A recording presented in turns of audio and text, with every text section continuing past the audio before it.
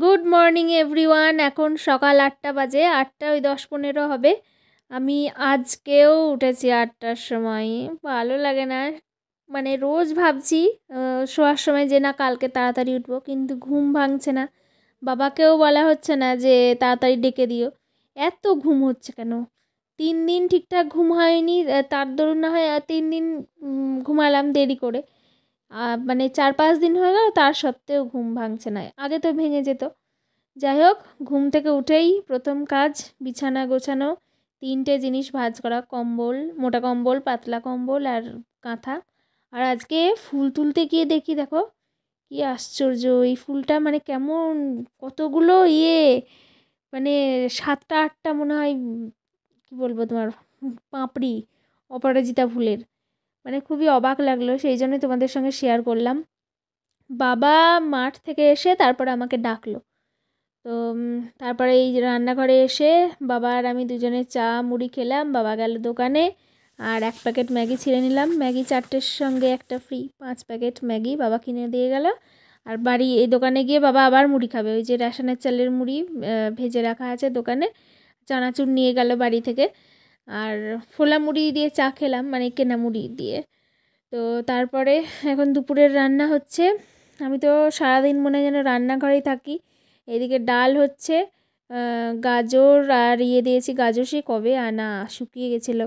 তারপর ফুলকপি দিয়েছি, ধনেপাতা দেবো, বেগুন ভাজা আগেই হয়ে গেছে। তারপর ডাল হচ্ছে, তারপরে ভাতটা চাপিয়ে রান্নাঘরটা গোছাবো।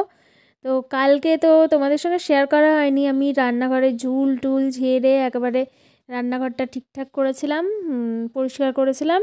আর তোমার মিসকেসটা এদিক থেকে এদিকে নিয়ে চলে এসেছি। জানো আগে কোথায় ছিল? এই যে ট্যাঙ্কির পাশে ছিল, এখন এদিকে নিয়ে চলে এসেছি। বেড়ালের আসা যাওয়া বন্ধ করার জন্য এই ব্যবস্থা।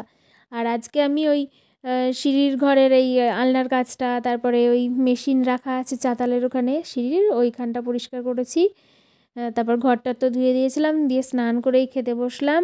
বাবাও বসেছে, আমিও দুজনে একসঙ্গেই। তো আলু সিদ্ধ, বেগুন ভাজা আর ডাল। ডালের মধ্যে যে ধনেপাতাটা মনে ছিল না, জানো কেটে রেখেছিলাম কুচি কুচি করে। তারপরে শেষে দিলাম। ও আমি বললাম তোমাদেরকে স্নান হয়ে গেছে না? স্নান এখনও হয়নি, এবার হবে। খেয়ে দিয়ে স্নান করেছিলাম, এখন মনে পড়লো দেখে। এই যে আপেল খাচ্ছে এখন। বাবা চলে আসলো, বললো ঠিক আছে আগে খেয়ে নে, নয়তো আবার দেরি হয়ে যাবে। তারপরে এই যে স্নান করে চলে আসলাম, ছাদে একটু বসবো।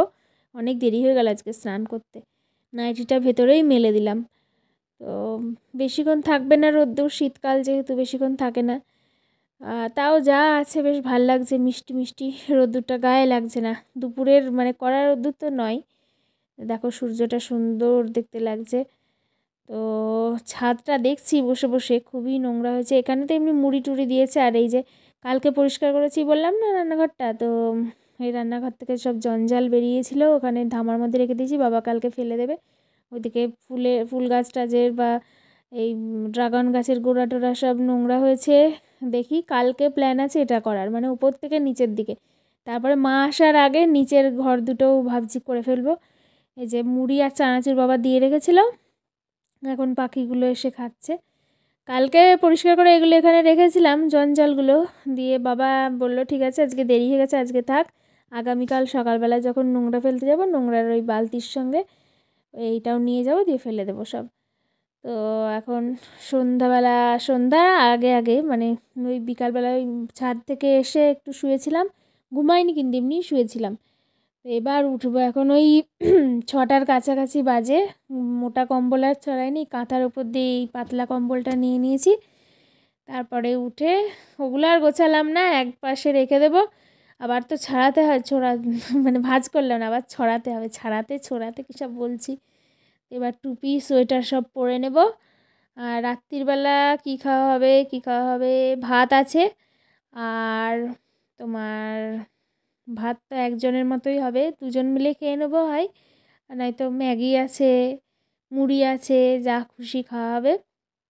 তো বাবা চলে আসলো দোকান থেকে। আর তখন ওই যে টর্চ দেখলে না আমার হাতে, বিড়াল ঢুকেছিল ঘরে, একটা জায়গা আছে আমাদের, সেখান দিয়ে বিড়াল ঢোকে। তো সেই জন্য আওয়াজ পেয়ে গিয়েছিলাম, ওর আশাটা বন্ধ করতে হবে। এই যে বাবাকে বলেছিলাম সিমুই আনতে, এখন কিন্তু সিমুই বানাবো না। পেঁয়াজ এনেছে, আদা এনেছে, সিমুই আর তোমার আমি দেখি যে বাবা বাজার করে এনেছে তার মধ্যে একটা বাটি লাল রঙের, দেখাচ্ছি তোমাদেরকে। দেখো দুধ, দুধ তো বাবা এসে রেখে যায়নি, একেবারে রাত্রিবেলা জাল দেবো বললাম। বাবা ফোন করেছিল যে আনবো দুধ, বললাম না একবার এনো।